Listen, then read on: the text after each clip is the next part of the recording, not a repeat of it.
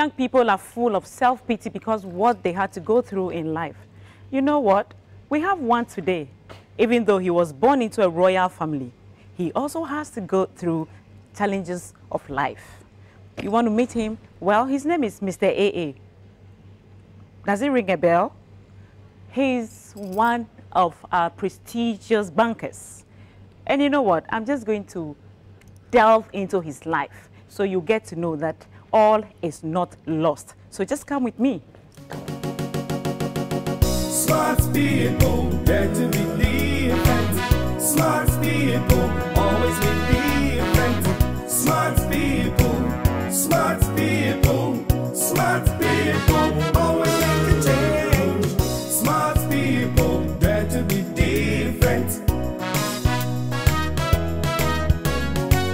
Smart people, say yes they can. Smart people, know that they can. Smart people, smart people, smart people, always make a change.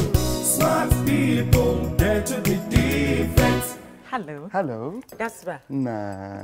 Nah. Okay. So I'm not going to ask where you come from. No problem. Because I know where you are coming Absolutely. from. Okay, you're my husband, right? Sure. Okay. I know where he's coming from, but it won't be fair if I don't ask him. So you also get to know. Well, where do you come from? Number one, I'm a Ghanaian, but I come from the Royal Dagomba family. Okay. From Dagbon, in the northern part of Ghana. Okay. Yeah. I belong to the Royal Andani family. Were you born and bred there? Was born in a village near Tamale called Bamvim, where my father was a chief, and so that's where I started growing up. So your formative years were all...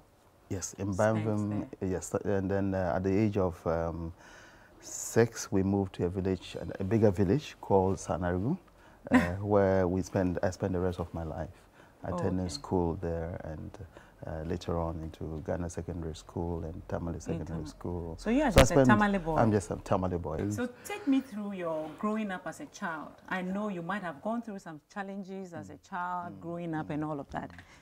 I think my growing up were in very, very, very humble beginnings. Though you'd say that coming from a rural or a Dagbon royal family, it confers any privileges on you. Not at all.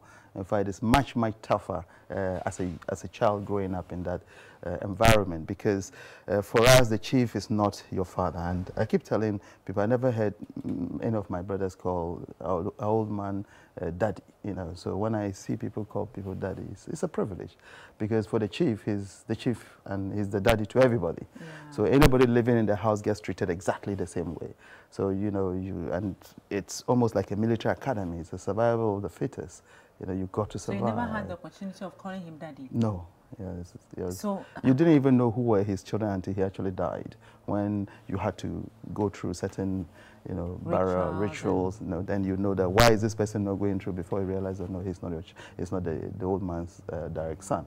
But that's how we're brought up. But has that affected you relating to your children? Not at all. I mean, I think what it's done to me is made me a very, very tolerant person. I can hardly, I just love you for who you are, but not necessarily because, we have any blood relations. So I look beyond the person for the spirit that appeals to me. So that's what it's done.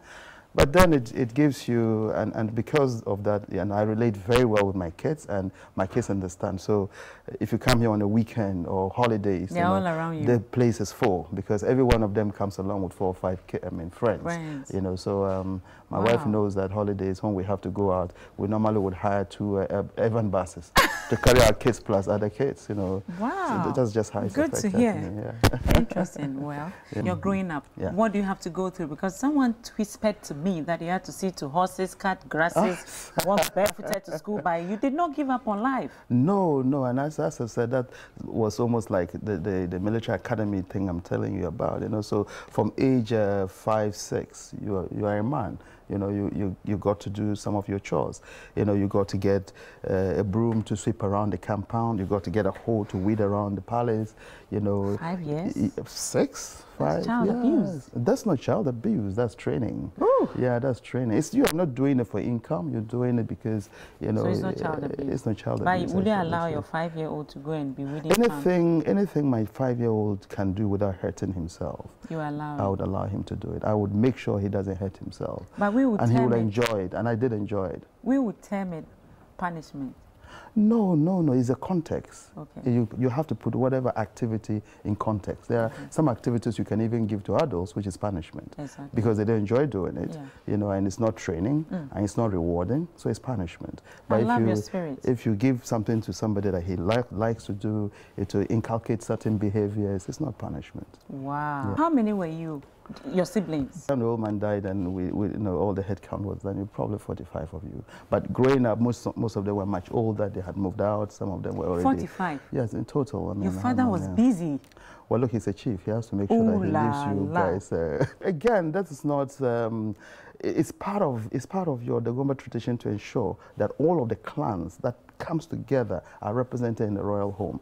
So he needs to marry from all clans? Not that he needs to marry. The clans need to be represented in the palace. They need to be represented by ensuring that not just donate the best of their maidens are sent to the chief to ensure that he can get the best children. I want to become a chief. Those days, these people were warriors. They had to fight to defend. Yeah. You know, now we can all be, you know, look at it and take the context away. But when all of this started, the chief was a warrior, and all of his children were leading platoons, if you like to call it. So you needed young men who would spread out, you know, into the nearby towns, I mean, little villages to defend them. Did you take part in the defending of? I mean, by the time this was in modern day Ghana, so you know, you grew up in a peaceful environment. So you were in the badge of that last babies? Absolutely, yes. Lucky you. Yes, yes. You would have seen. Smart people always believe.